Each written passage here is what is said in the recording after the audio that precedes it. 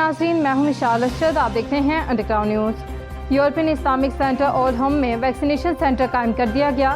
اولڈہم میں EIC کے مطابق یورپین اسلامک سینٹر اولڈہم، جو کہ گریٹر مانچسٹر میں سب سے بڑا اسلامک سینٹر ہے، یورپین اسلامک سینٹر اولڈہم کے انچارج و امام و خطیب مولانا محمد اقبال نے بات کرتے ہوئے بتایا کہ بروز بدھ 23 جون کو یہاں پر اولڈہم و گدر نواح کی عوام کے لیے ویکسینیشن سینٹر قائم کر دیا گیا، جو ہر اتوار کو بغیر کسی بکنگ کے ہر وہ شخص جس کی عمر 18 سال ہے ویکسینیشن لگوا سکے گا۔